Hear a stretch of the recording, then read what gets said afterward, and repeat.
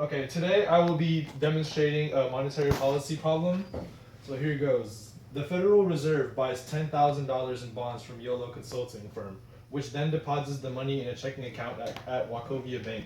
Okay, the first thing you need to understand is that this is a expansionary monetary policy because the Fed is buying bonds instead of selling them. And I say monetary policy because it's dealing with the Fed, while fiscal policy is enacted by the government. So now on to the problem. What is the change in money supply if the required reserve is 100%? Well, okay. We know that if it buys bonds, then it has a immediate effect on the money supply. So it would just be 10,000. And then so basically that's it. It's it's a basic problem. And then so B, if the required reserve ratio is 10%, then the maximum amount this bank could lend from the deposit. Okay, so what you need to do here is find the ER. So it gave you the reserve requirement, which would be, you put your 10,000 times 0.1, because that is the reserve requirement, that equals 1,000. The 1,000 is your RR, so you subtract it from 10,000.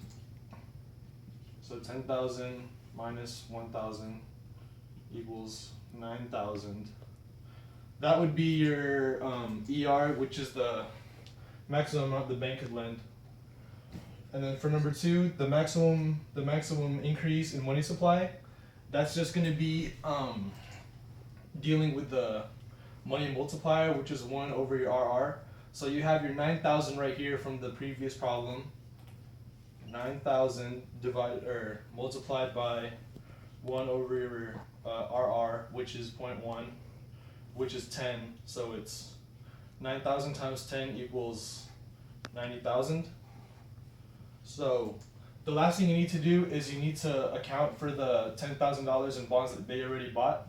So 90,000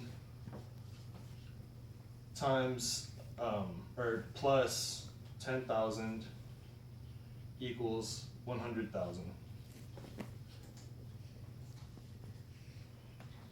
Okay, so the next problem is, if banks keep some of the deposit as ER, how will this influence the change in money supply determined in part B2? Well, the bank-to-bank loans is it has to deal with federal fund rate. So the federal fund rate is basically the rate at which banks charge other banks for interest for short-term loans. So if banks keep some of the deposit at ER, basically that would mean that they wouldn't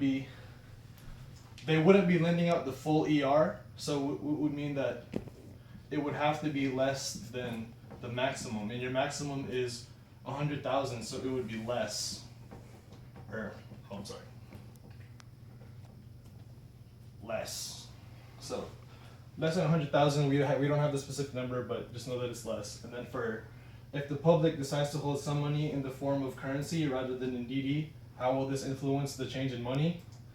This is simple. It's basically they're not going to deposit all of the money, which means the banks have less money to loan out, which means it would also be less than the full potential, which is 100,000, so less than that. That is all. You guys have a good day.